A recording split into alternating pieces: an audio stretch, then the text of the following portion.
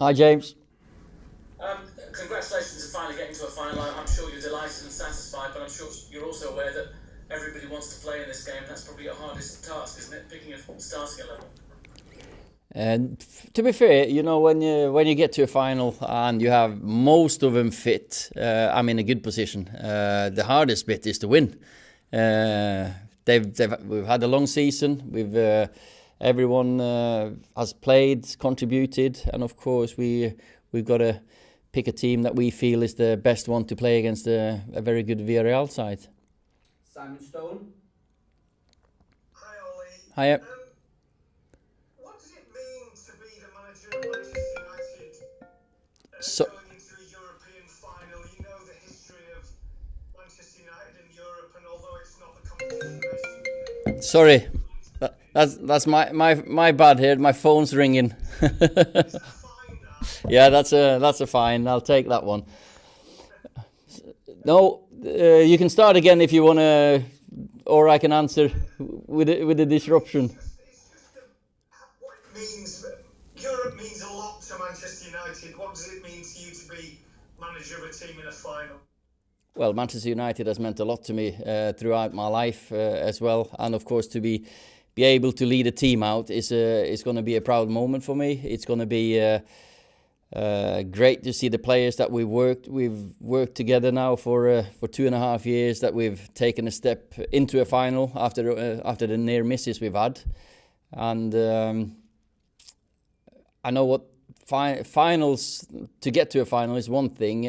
When you get to a final, you need to win it, or you want to win it. You don't get a prize for attending. So we're all focused and can't wait to see the players walk out onto that pitch.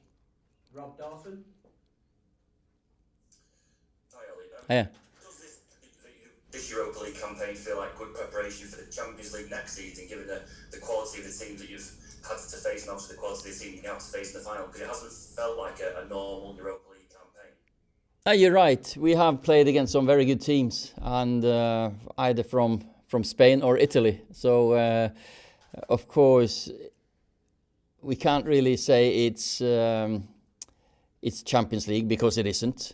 But we've felt that we've had to play really well to get through. We haven't been able to, say, play weakened teams that you sometimes think that you could do in Europe, and we've really been tested. So the whole season has been a test for our squad, see how far we've come. We see the finalists, Chelsea and Man City in the Champions League. We played some very good games against both those teams, so we know we can be close when we're at our best, but we have to be consistent at that level. I don't have any further hands up, so would anyone like a second question? I'll go to Rob Dawson again. Hi, Rob. Sorry. That's all right. Obviously, you were told before a big European final that you weren't going to start that game, that you were on the bench, and you said before that one of the hardest parts of being a manager is telling players that they're not going to play. I mean, how do you go about that for a final like this, and particularly with your goalkeepers? Both of them have played such a big part of the season, but only one of them can play. Is that going to be a very hard conversation with one of them? It's always difficult, and you know, the human side of you want everyone to get this experience. Then you have to pick 11, and that's just the perks or nature of this job, that you have to make some tough decisions, and you have to stand by them.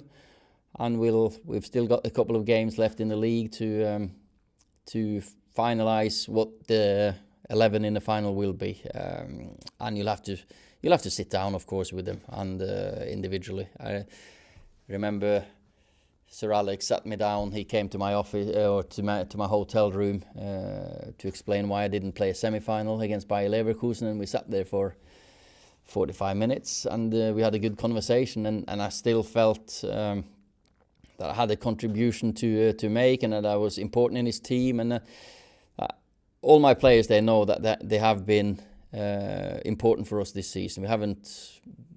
We couldn't get to a final, second place in the league, or without everyone's contribution every day, because that's the culture we're in, and they've been competitive, but they've been very supportive as well. Charlotte Duncan. Hi Ollie, I Hi. just wondered, how much do you need this trophy as a team to help push you on to the next level? Of course, we want to win it for the team, for the club, for the fans. We want to win, because those nights when you win a trophy, that brings everyone together. It's a celebration. When you lose a big game, it's disappointment.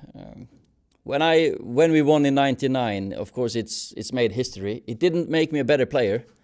It didn't make us individually better players, but as a group, we believed that we can go on to win more stuff, and we comfortably won the league the next couple of seasons. We couldn't repeat the Champions League win, but still it gives you a lot as a group. So, but Harry, hindsight, or we will only know. Time will tell what it will do to a team, because as I've said, sometimes trophies will hide other facts. So, but we felt we've come a long way. We've done it the hard way. We've lost 4 semi-finals. Now we're in the final, and we're ready for a final. And I think we're ready for the next step.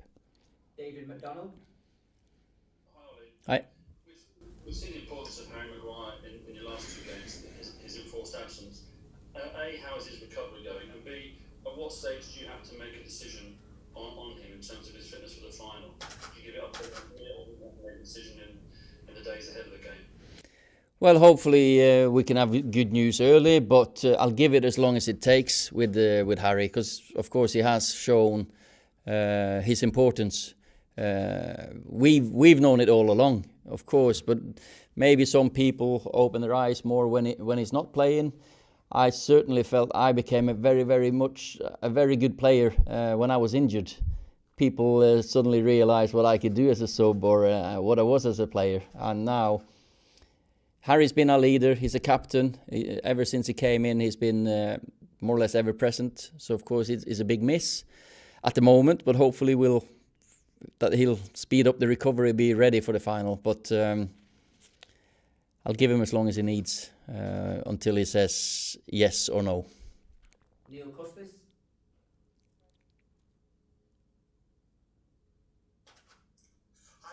Hi, Neil.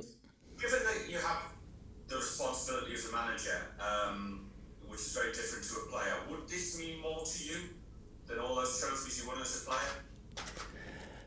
The next one always means the most, no matter what. But yes, of course, you feel more responsible when you're making decisions. As a player, you just do more or less what you're told. You do your best for the team. At the moment, I've got to make difficult decisions. Sometimes Sir Alex has left me out, or he's explained to players that he's said so many times, just wait for the day that you are a manager yourself and you got to make these decisions. They're horrible to make, but of course it means a lot, and they can mean a lot if you make the right or wrong choice. So for me, definitely this is my role and responsibility at the moment. This is what I focus on, and I don't think about what I've done as a player. I only want to do my best for the club as a manager now. Okay, well, last 2 questions for UK journalists. Can I remind any Spanish journalists, please put their hand up if you'd like a question. So Chris Wheeler, and then we'll finish with Ian Whittle. Yes, hi Ollie. Hi, Chris. Just on the 2 goalkeepers again, you obviously both played a part this season in this tournament. You've got some tough calls to make for the final. Is that the toughest one though?